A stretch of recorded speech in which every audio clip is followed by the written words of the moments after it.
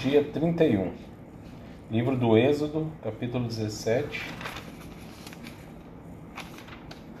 Vamos ler também o Evangelho segundo São Mateus, o capítulo 20, o Salmo 18, o Provérbio 18.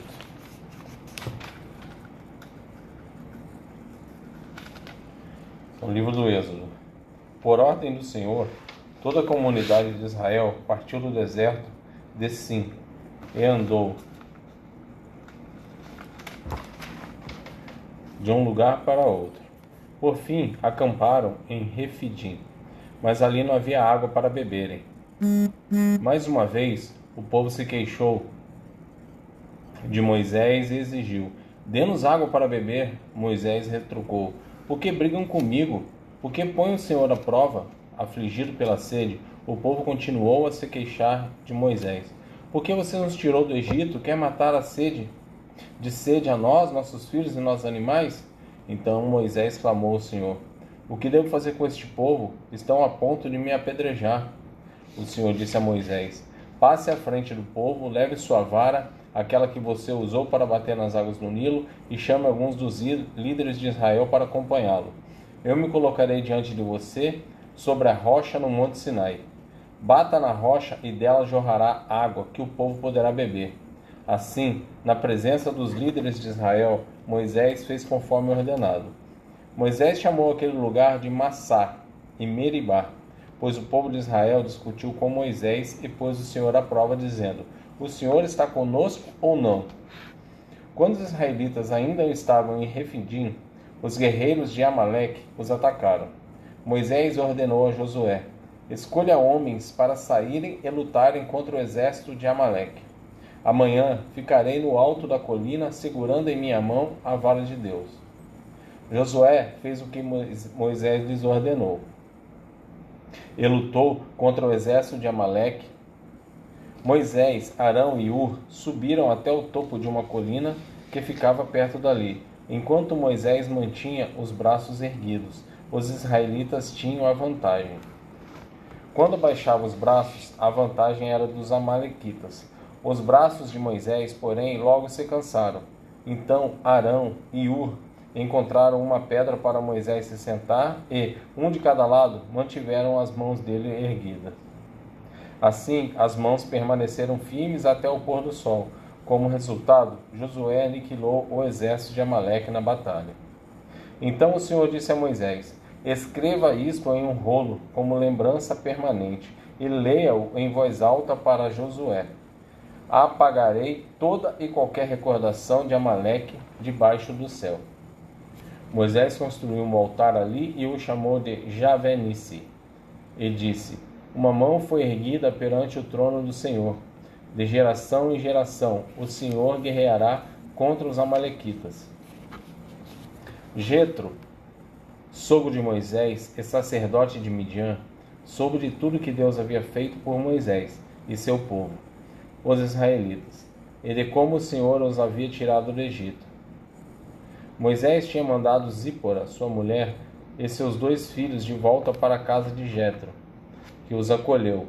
O primeiro filho de Moisés se chamava Gerson, pois quando o menino nasceu, Moisés disse: sou forasteiro em terra alheia. O segundo filho se chamava Eliezer, pois Moisés disse: o Deus de meus antepassados foi meu ajudador e me livrou da espada do faraó.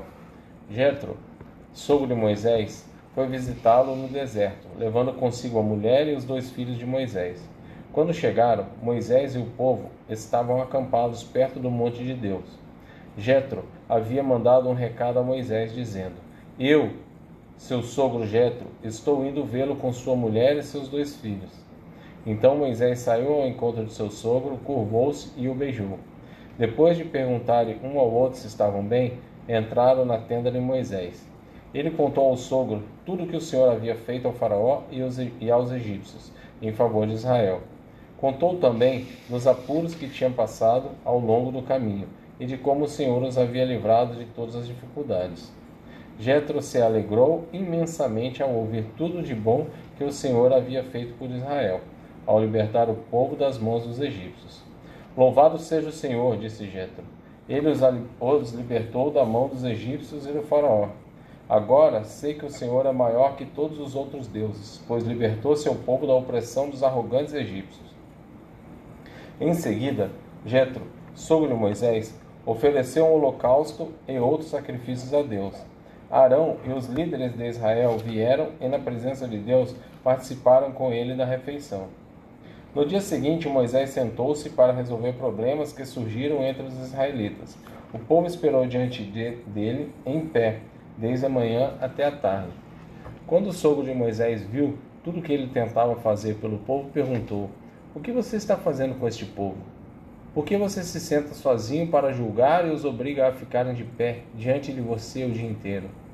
Moisés respondeu: O povo me procura para conhecer as decisões de Deus. Quando surge algum problema, eles me procuram e eu resolvo a questão entre as partes em conflito. Me informo o povo sobre os decretos de Deus e transmito suas instruções. O que você está fazendo não é bom, disse o sogro de Moisés. Você ficará esgotado e deixará o povo exausto.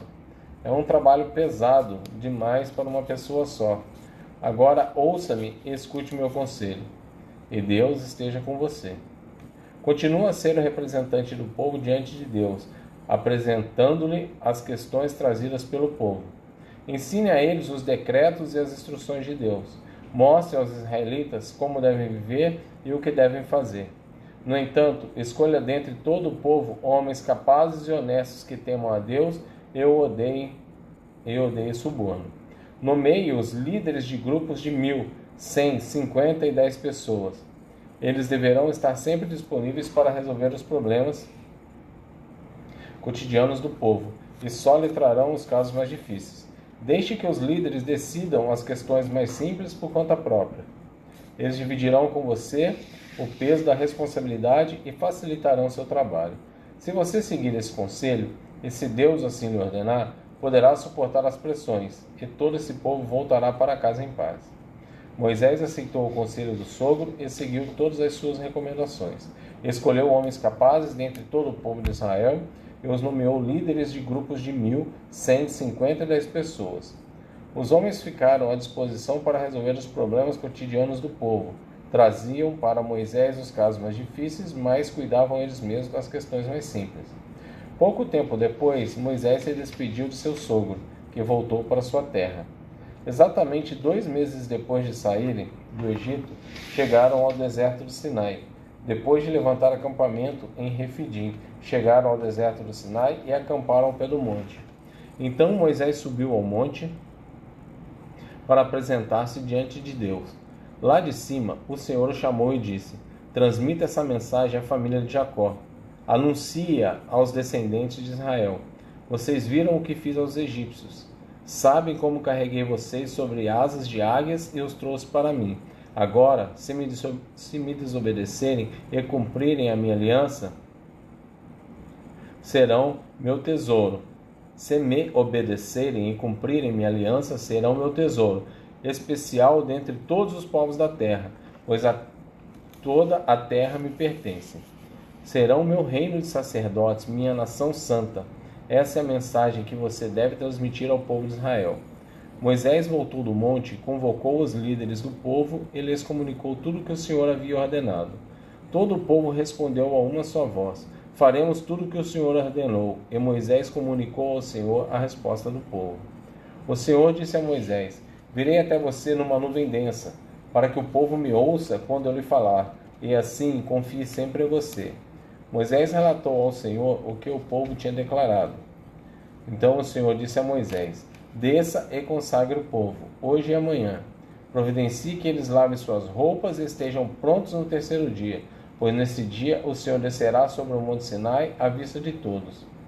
Marque um limite ao redor de todo o monte e avise o povo: Tenham cuidado, não subam ao monte, nem mesmo toquem o limite. Quem tocar o monte certamente será morto. Ninguém põe a mão na pessoa ou no animal que ultrapassar o limite. Antes, apedreje-o ou atravesse-o com flechas. Quem cruzar o limite não poderá continuar a viver, mas quando soar o toque longo da trombeta, o povo poderá subir ao monte. Moisés desceu do monte e foi até onde o povo estava.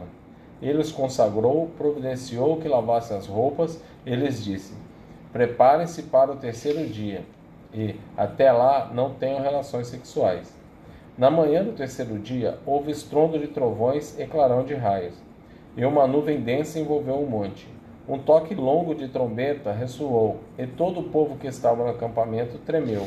Moisés conduziu o povo para fora do acampamento ao encontro de Deus, e todos pararam ao pé do monte. O monte Sinai estava todo coberto de fumaça, pois o Senhor havia descido em forma de fogo. Nuvens de fumaça subiram ao céu, como de uma imensa fornalha, e todo o monte tremia violentamente. Enquanto o barulho da trombeta aumentava, Moisés falava e Deus respondia com voz de trovão. O Senhor desceu sobre o povo do Sinai e chamou Moisés para o alto do monte, e ele subiu. Então o Senhor disse a Moisés: desça e alerte o povo que não ultrapasse o limite para ver o Senhor. Do contrário, muitos morrerão. Até mesmo os sacerdotes que se aproximam do Senhor deverão purificar-se para que o Senhor não os destrua. Moisés respondeu ao Senhor: mas o povo não pode subir ao monte Sinai. Tu já nos advertiste. Marque um limite ao redor de todo o monte para separá-lo como lugar sagrado. O Senhor, porém, disse: desça do monte e depois suba de novo, acompanhado de Arão. Enquanto isso, não permita que os sacerdotes nem o povo ultrapassem o limite para se aproximar do Senhor. Do contrário, ele os destruirá. Moisés desceu até onde o povo estava e lhes comunicou o que tinha sido dito. Evangelho segundo São Mateus, capítulo 20. Quando Jesus e seus discípulos saíram de Jericó, uma grande multidão os seguiu.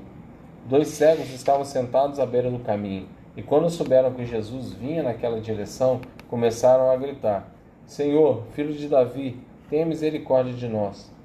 Calem-se, diziam aos brados os que estavam na multidão. Eles, porém, gritavam ainda mais alto: Senhor, filho de Davi, tenha misericórdia de nós. Ao ouvi-los, Jesus parou e perguntou: o que vocês querem que eu lhes faça? Eles responderam: Senhor, nós queremos enxergar. Jesus teve compaixão deles e tocou-lhes nos olhos. No mesmo instante passaram a enxergar e o seguiram. Quando já se aproximavam de Jerusalém, Jesus e seus discípulos chegaram a Betfagé, no Monte das Oliveiras. Jesus enviou na frente 2 discípulos.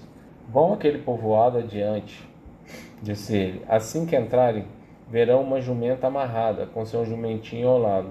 Desamarram os animais e tragam-nos para mim. Se alguém lhes perguntar o que está fazendo, diga apenas: o Senhor precisa deles, e de imediato a pessoa deixará que você os leve. Isso aconteceu para cumprir o que foi dito por meio do profeta. Digam ao povo de Sião: vejam, seu rei se aproxima. Ele é humilde e vem montado num jumento, num jumentinho, cria de jumento. Os 2 discípulos fizeram como Jesus havia ordenado. Trouxeram a jumenta e o jumentinho, e puseram seus mantos sobre o jumentinho, e Jesus montou nele. Grande parte da multidão estendeu seus mantos ao longo do caminho diante de Jesus, e outros cortaram ramos de árvores e os espalharam pelo chão. E as pessoas, tanto as que iam à frente como as que o seguiam, gritavam: Hosana, filho de Davi, bendito é o que vem em nome do Senhor, Hosana no mais alto céu. Quando Jesus entrou em Jerusalém, toda a cidade estava em grande alvoroço. Quem é este? Perguntavam. A multidão respondia: é Jesus, o profeta de Nazaré, da Galiléia. Então Jesus entrou no templo e começou a expulsar todo que ali estavam comprando e vendendo animais para os sacrifícios.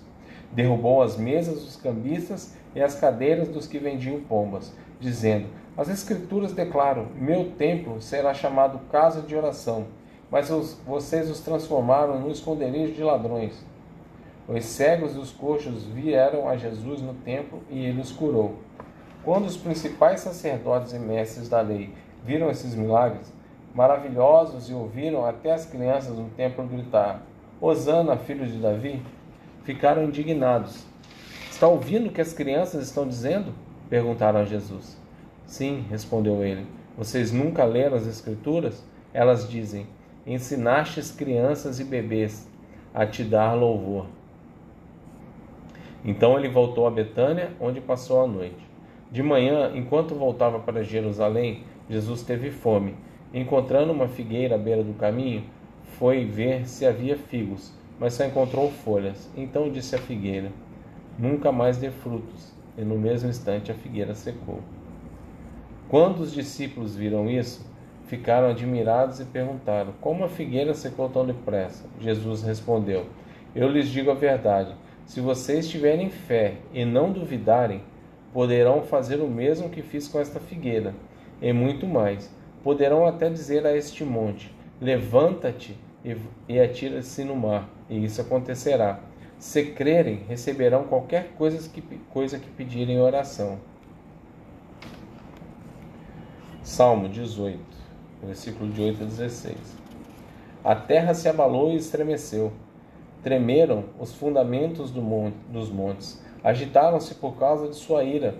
De suas narinas saiu fumaça. De sua boca, fogo consumidor. Brasas vivas saíram dele. Ele abriu os céus e desceu, com nuvens escuras de tempestade sobre os pés. Montado num querubim, pairava sobre as asas do vento. Envolveu-se num manto de escuridão, em densas nuvens de chuva. Nuvens espessas escondiam o brilho ao seu redor e faziam chover granizo e brasas vivas. O Senhor trovejou dos céus, a voz do Altíssimo ressoou em meio ao granizo e às brasas vivas. Atirou flechas e dispersou seus inimigos. Lançou muitos raios e os fez fugir em confusão.